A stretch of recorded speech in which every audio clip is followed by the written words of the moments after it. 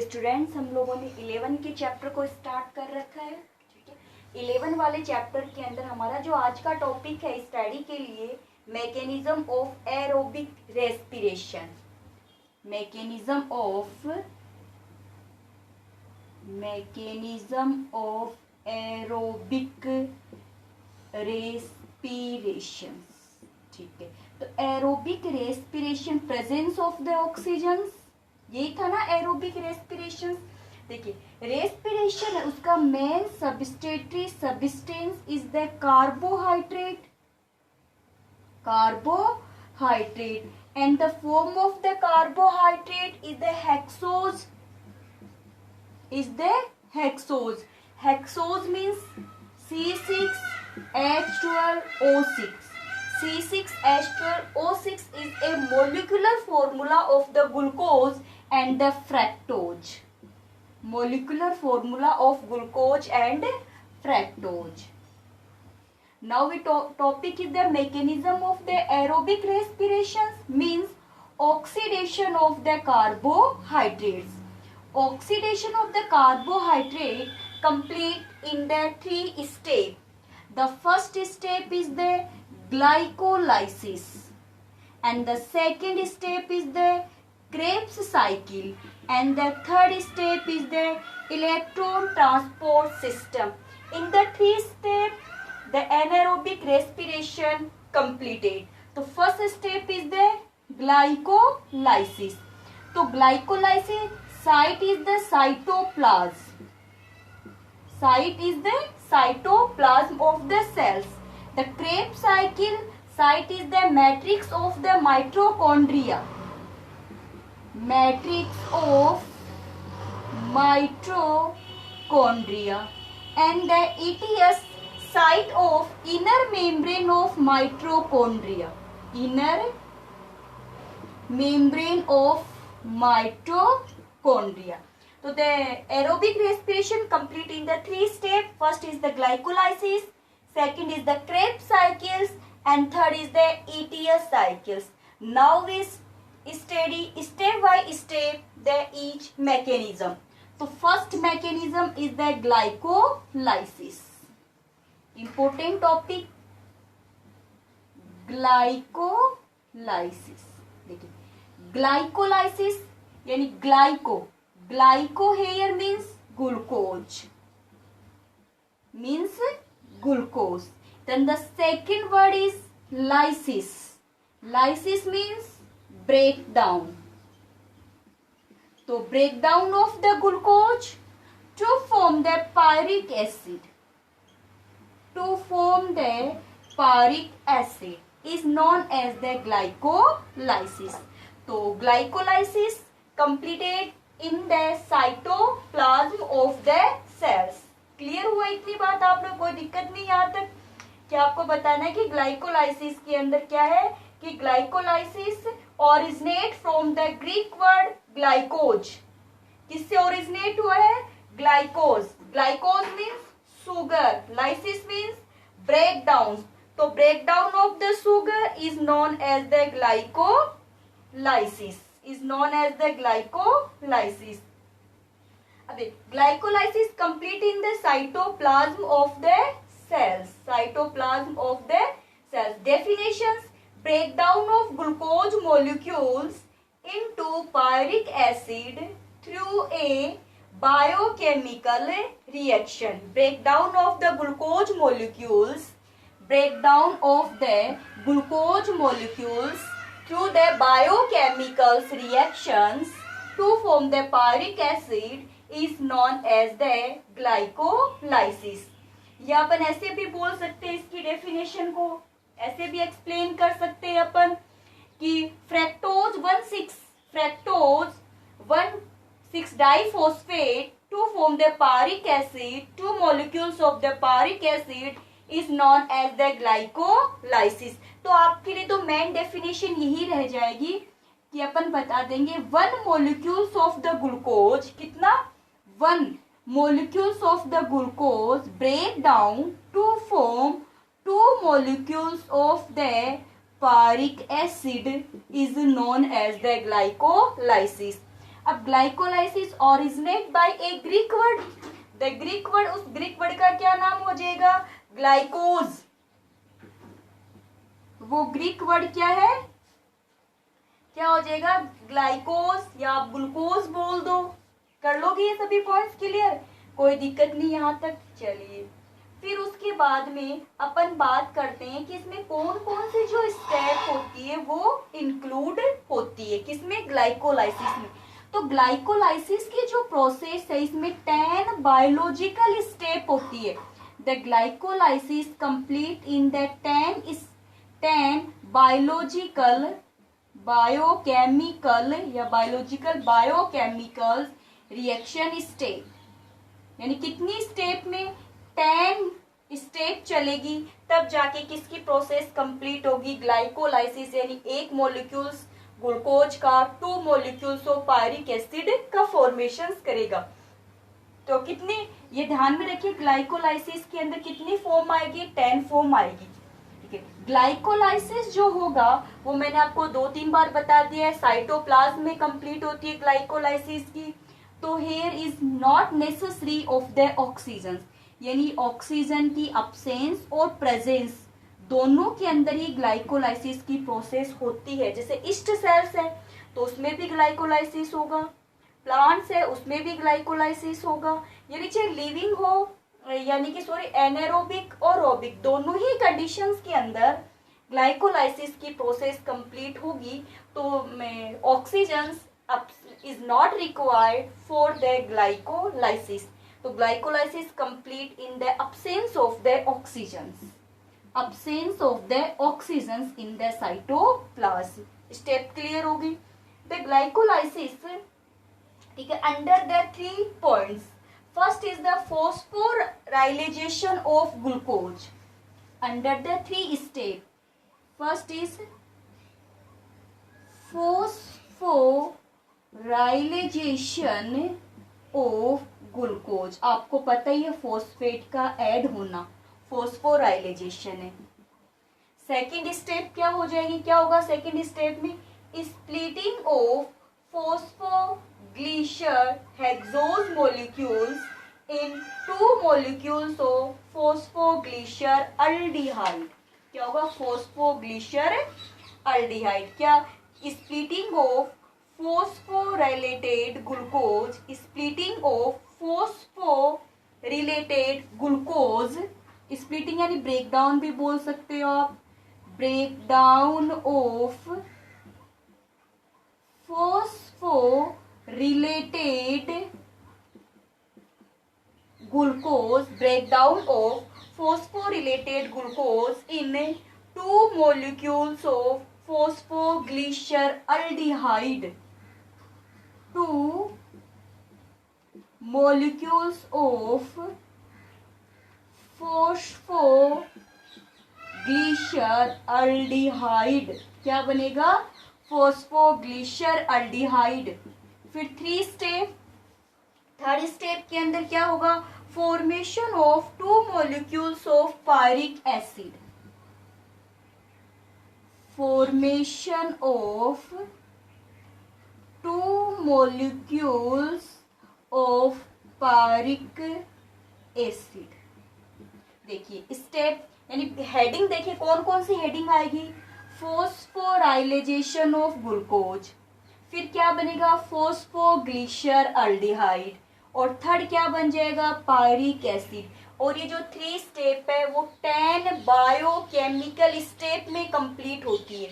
तो आप ध्यान में रखिएगा, phosphorylation of glucose, breakdown of the phosphorylated glucose to form the phosphoglyceraldehyde और formation of 2 molecules of pyric acid।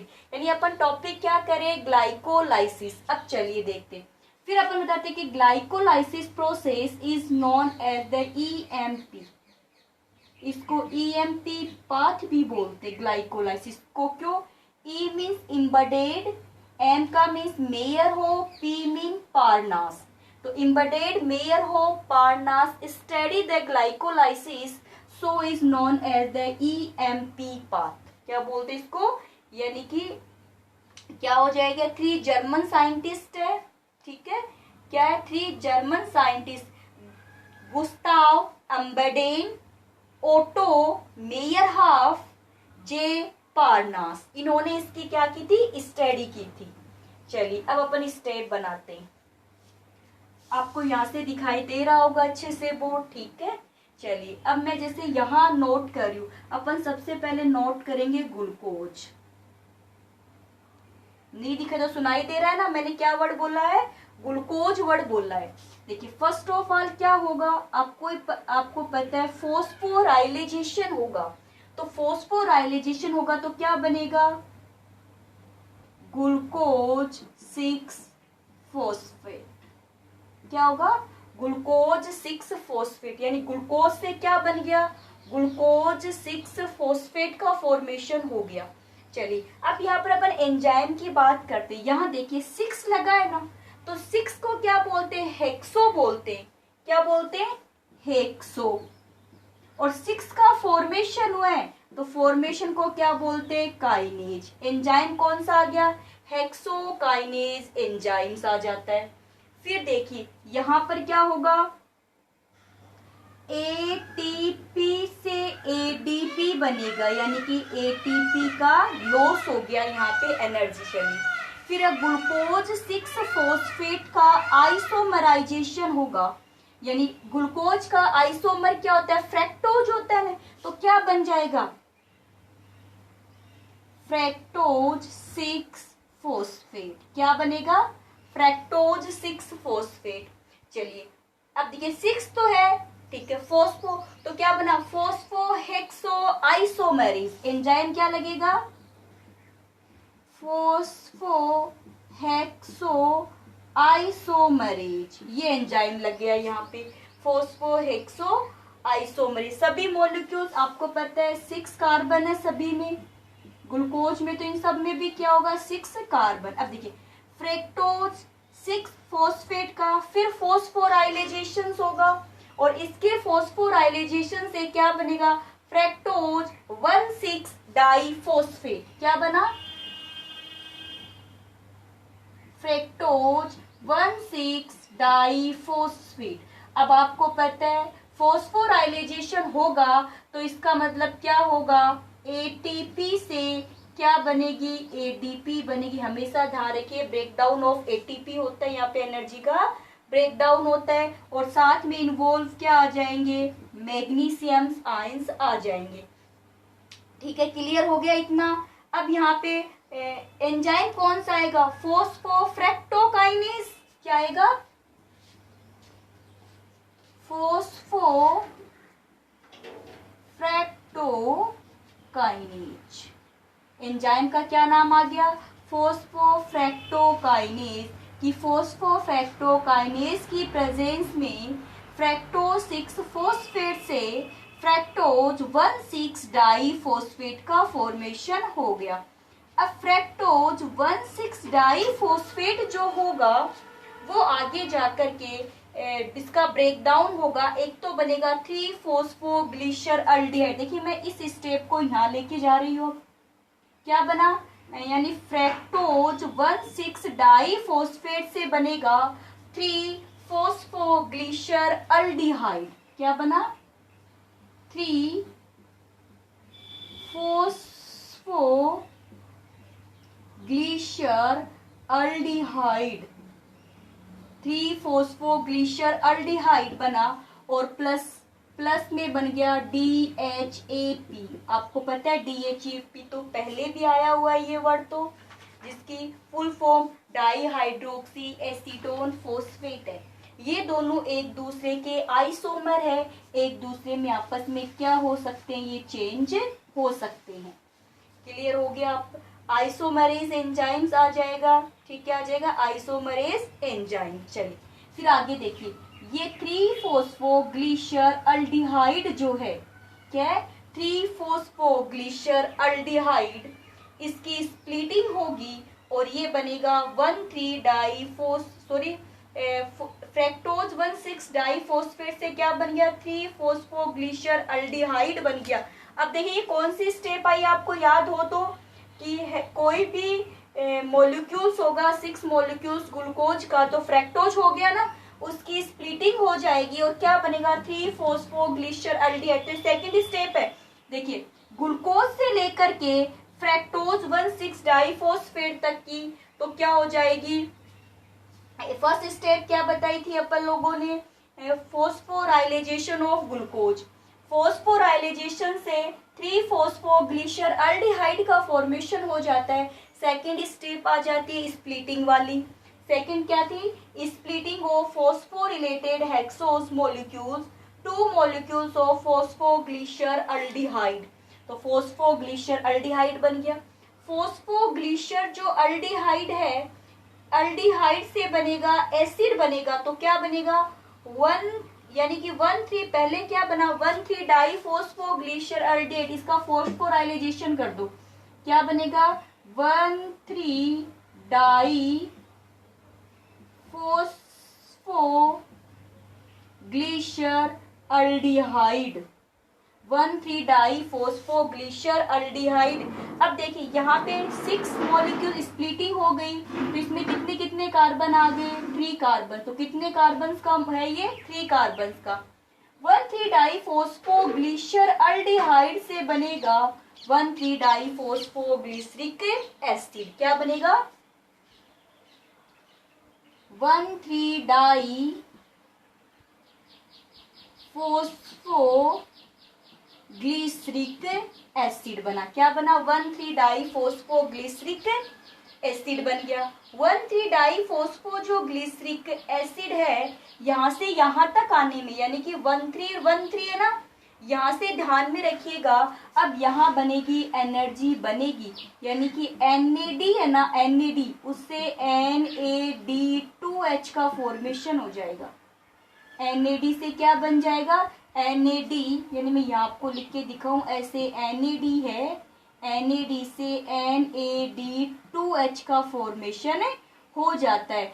NAD nicotinamide adenine diphosphate यही है, तो NAD से NAD2H का फॉर्मेशन हो गया है।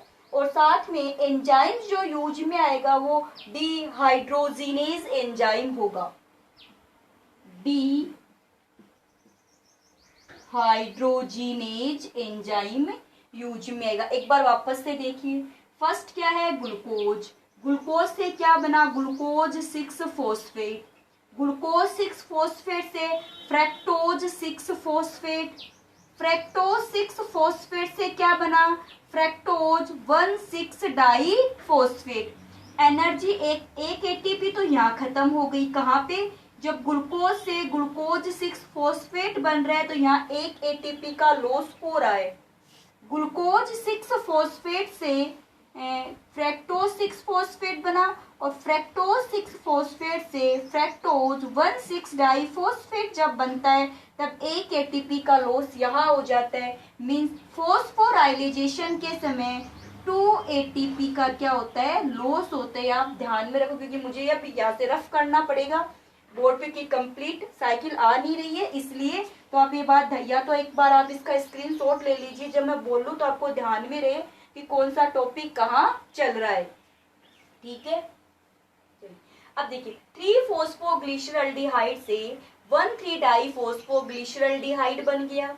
यहाँ से 1,3 डाइफॉस्फोग्लिसरिक एसिड यानी अल्डिहाइड से क्या बनेगा जब एसिड बनेगा, अल्डिहाइड से जब एसिड बन रहा है तो NAD से क्या बन रहा है NAD2H बन रहा है। फिर आगे देखिए 1,3 डाइफॉस्फो जो ग्लिसरिक एसिड है इससे बना 3 फॉस्फोग्लिसरिक एसिड, क्या बनेगा 3 फॉस्फोग्लिसरिक एसिड। अब 1,3 डाई से 3 फॉस्फोग्लिसरिक एसिड बना है तो यहाँ पे जो एंजाइम यूज में आएगा वो एंजाइम होगा डाइफॉस्फोग्लिसरोकाइनेज। क्या होगा डाइफॉस्फोग्लिसरोकाइनेज, डाइफॉस्फोग्लिसरोकाइनेज। अब 3 फोस्फ और साथ साथ में यहाँ पे एक एटीपी बनेगी, यानी एडीपी प्लस इनऑर्गेनिक फॉस्फेट से यहाँ एटीपी का फॉर्मेशन हो गया।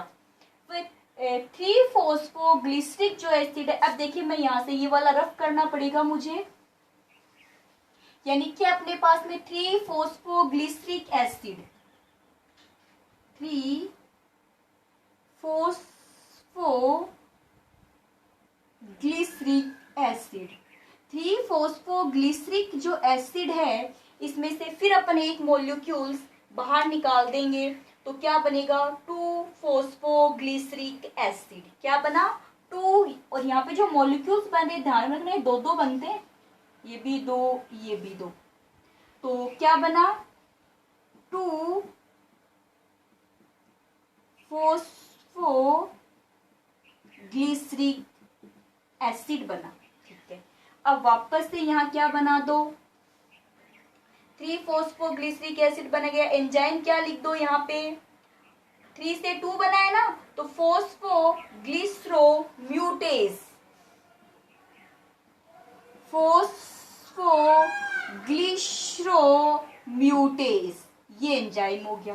2-फॉस्फोग्लिसरिक जो एसिड है, इससे बनेगा phosphoenol pyruvic acid,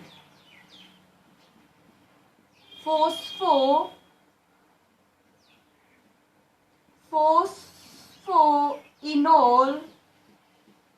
pyric acid. The phosphoenol pyric acid after convert into the pyric acid. ठीक है, अब देखो 2-फॉस्फोग्लिसरिक एसिड है, 2-फॉस्फोग्लिसरिक पाइनो तो इनोलेज एंजाइम, इनोलेज एंजाइम्स बनता है, और साथ में ही 2 मॉलिक्यूल्स ऑफ वाटर यहाँ से क्या हो जाएंगे, रिलीज हो जाते हैं। अब देखिए फॉस्फोइनोल पायरिक एसिड से जब पायरिक एसिड बनता है तो यहाँ फिर एटीपी बनती है, यानी कि 2 से 2 का यहाँ क्या हो जाता है, फॉर्मेशन हो जाता है। और देखिए सभी जो मॉलिक्यूल्स में कितने कितने कार्बन की है, सभी जब स्प्लिटिंग हुई थी ना, यहाँ देखिए यहाँ ये 3 मॉलिक्यूल्स है, ये भी 3 कार्बन्स का मॉलिक्यूल, तो आगे जितने भी प्रोडक्ट बन रहे हैं ये सभी कितने कार्बन्स के होंगे, 3 कार्बन्स के हो जाएंगे। तो आपको ये बात ध्यान में रखनी होगी। अब देखिए यानी कि पायरिक जो एसिड होता है उसका फॉर्मूला C3H4O3 है। क्या होता है, C3H4O3 होता है पायरिक एसिड का। तो एक 1 molecules of glucose are produced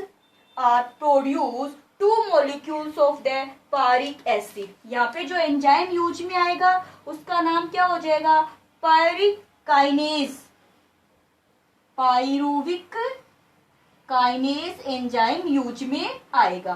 तो ये तो स्टेप थी, कौन सा प्रोडक्ट क्या बनेगा। तो कंप्लीट साइकिल्स आपको याद होनी चाहिए, ये एग्जाम में आई हुई है ग्लाइकोलाइसिस की जो साइकिल है वो। अब देखिए इस प्रोसेस स्टेप की बात करें, अब अपन यहाँ ये देखते हैं कि साइकिल्स के अंदर टोटल एटीपी का फॉर्मेशन देखिए। तो यहाँ देखिए एक तो यहाँ आ जाइए, किस किस के बीच में, 1,3-डाइफॉस्फोग्लिसरल्डिहाइड से 1,3-डाइफॉस्फोग्लिसरिक एसिड बनता है, तब 2 NAD से 2 NADH2 बनता है। तो एक NADH2 यानी क्या, एक NADH2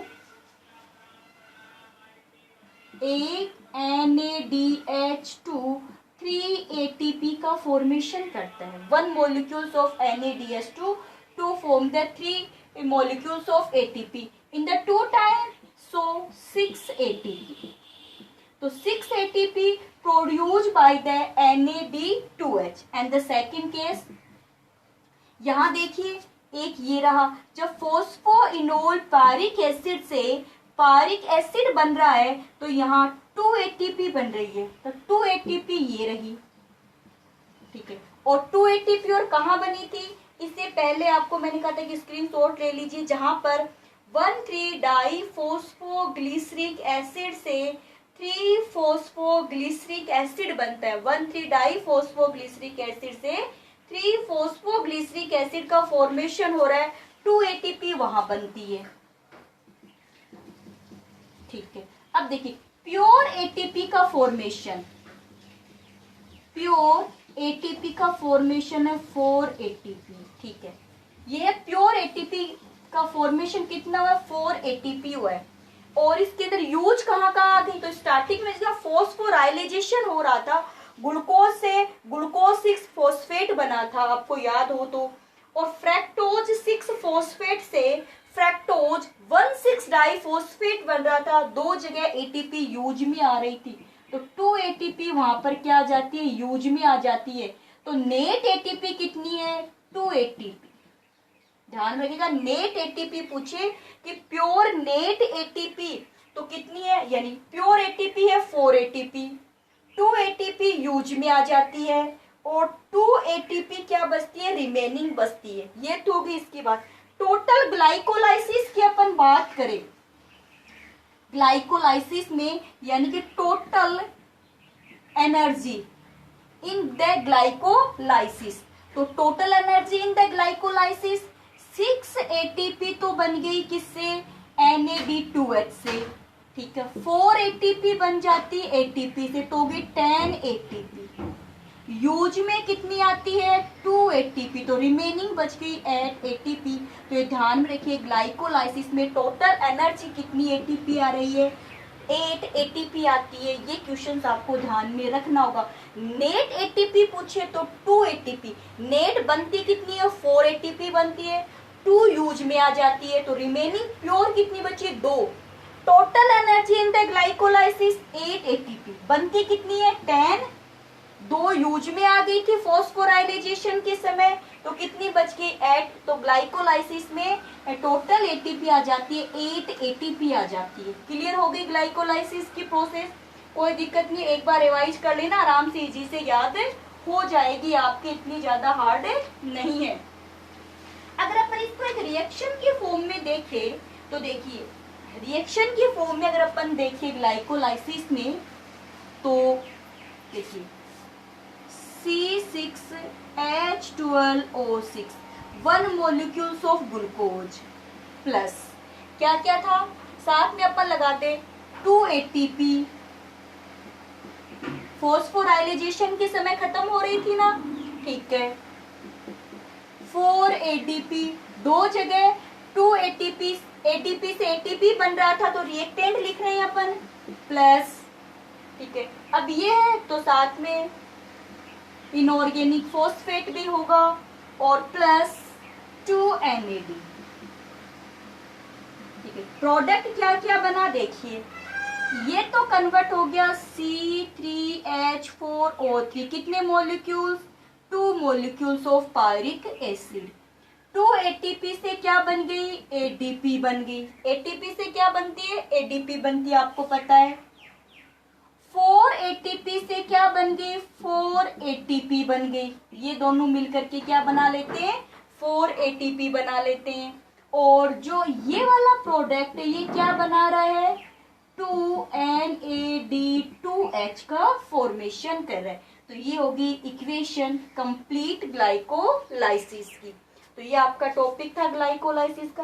फिर देखिए अपन इसे ग्लाइकोलाइसिस के अंदर कुछ एक दो टॉपिक्स और देखते हैं। जैसे ये ग्लाइकोलाइसिस की जो प्रोसेस होती है इसमें CO2 रिलीज नहीं होती, क्यों, O2 है ही नहीं। अब्सेंस ऑफ ऑक्सीजन है ग्लाइकोलाइसिस, तो not release of the carbon dioxide. Glycolysis the last product is the pyruvic acid, is the pyruvic acid है।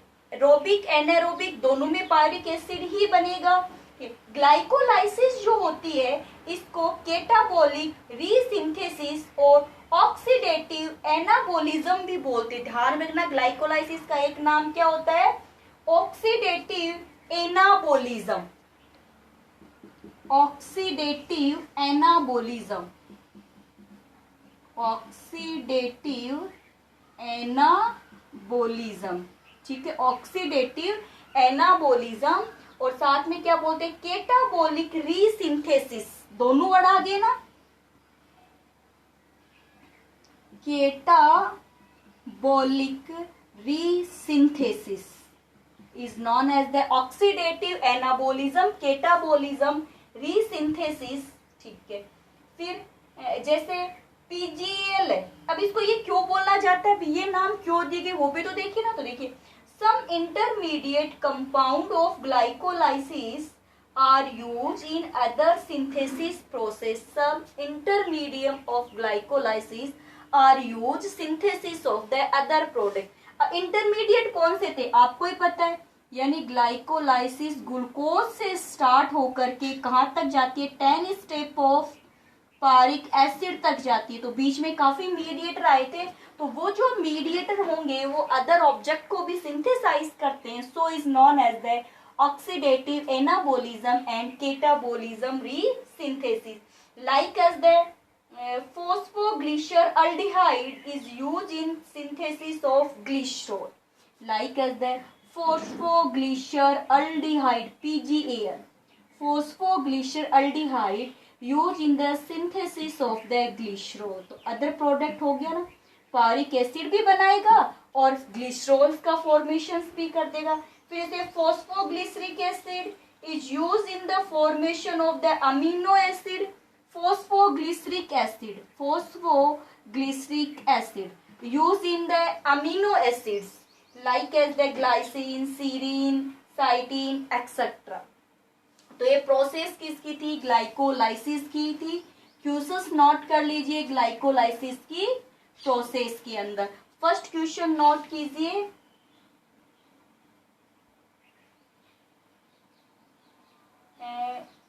Net gain of ATP molecules, net gain of ATP molecules, net gain of ATP molecules in glycolysis।